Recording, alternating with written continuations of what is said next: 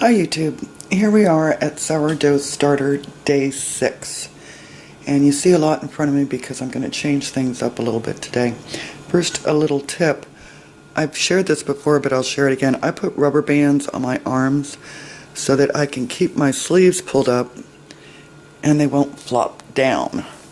They'll stay up and out of my way. And to me that's a good thing.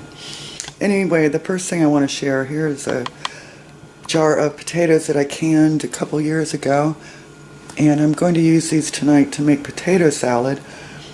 But if you notice, there's obviously liquid in it and a lot of starch that has settled to the bottom, which I don't know if you can see that or not. I don't want to shake it up, but it's in there. Now I am going to use that to make bread with. I thought about adding it to the sourdough starter, but then I remembered there's salt in it and the salt might react badly with the starter, so I don't want to do that.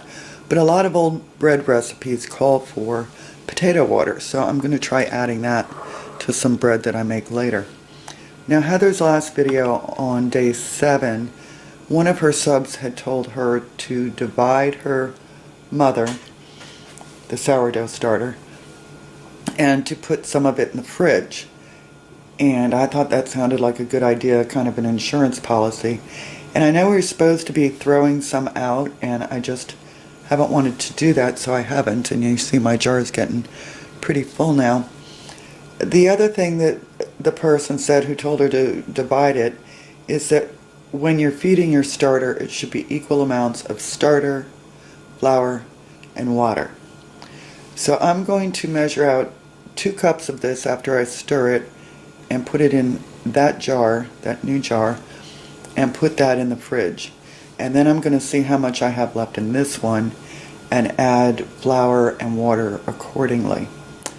I would have just put this straight into the jar, but wouldn't you know, I pulled out the one jar that's an old one, and I guess in the old ones they didn't have the cup measurements, which is kind of too bad. I'm glad they have it on it now. Anyway, you don't have to watch me do all the stirring because I know that's boring.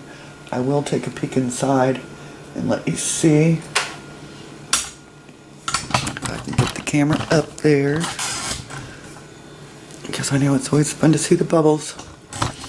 Alright, sorry. A camera whiz, I am not.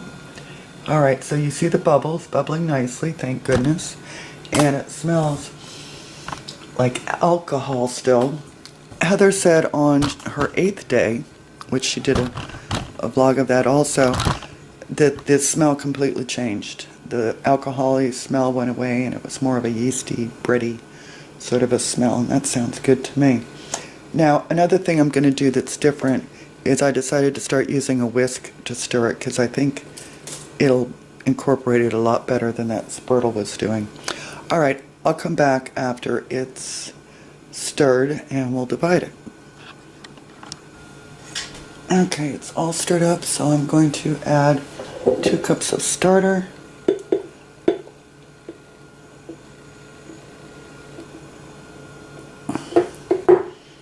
Am I at the line? Get down here and peek better. Not quite. I guess you don't have to be super exact, but might as well stick to what works. And I don't know if you can see those bubbles, but boy, it's bubbling away. Happy pappy. I guess it's a good thing I added that cup of flour yesterday instead of the half cup, from what I understand now. Alright. And you can see the bubbles. I'll put my lid on, and that's going to go in the fridge. I'm going to go put that in right now because my dog wants to come in. I'll be back. Okay, in looking at what I have left, I appear to have about 3 cups left. Now, Heather didn't do this. I don't know how much she was left with, but she added a cup of flour, a cup of water.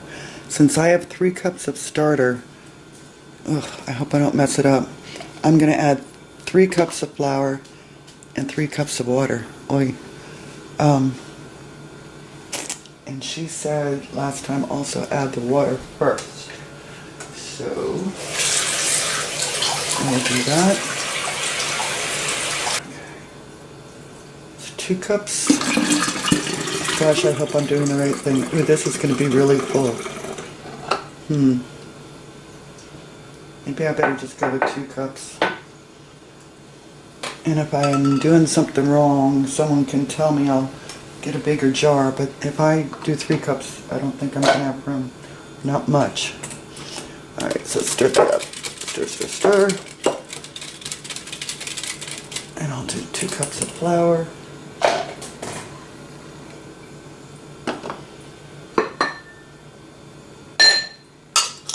All-purpose flour.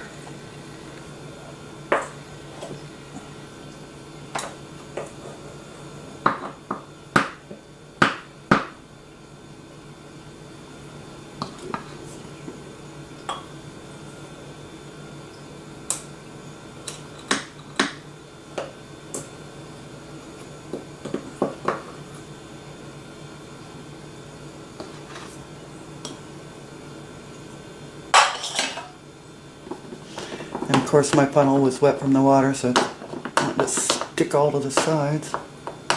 Ooh, this is going to be 1 full jar. Oh, lordy.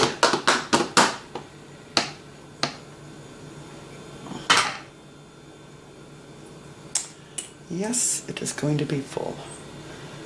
I hope it doesn't explode over the sides.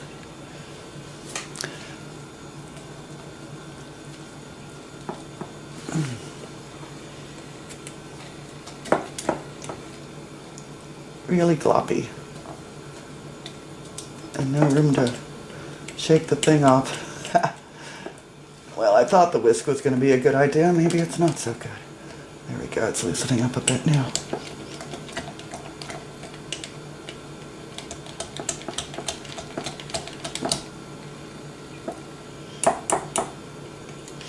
Now, a couple of people have commented about using filtered water. I'm not using filtered water because I'm on a well. We don't have any chlorine. If we have fluoride, it's just naturally there. I've never had it tested, but I'm going to guess we don't have it. Alright, so that's stirred up well. Still bubbly, bubbly. And it still smells like alcohol. So we will see what happens tomorrow. I'll be back with another update. Take good care, folks. You know me, I always forget to say something. Tomorrow, when I add to this, I'm going to be taking some off, obviously, because I'm going to need the room, and that's what you're supposed to do. I haven't been doing that, but you're supposed to. So when I take some off, it's not really going to be ready, I don't think, to make sourdough yet, because Heather was also told, don't use it at day 7, wait until day 10. So I don't think it's going to be ready to make sourdough per se, but whatever I take off I'm going to use in a regular bread recipe, you know, with yeast, and it'll be like regular bread. The only difference will be that I'm adding this. And I'm just curious to see if it'll give it any kind of a soury taste, and I figure unless it's completely horrible, it'll be a nice way to use what I would otherwise toss. Alright, take good care, folks. I'm really done this time.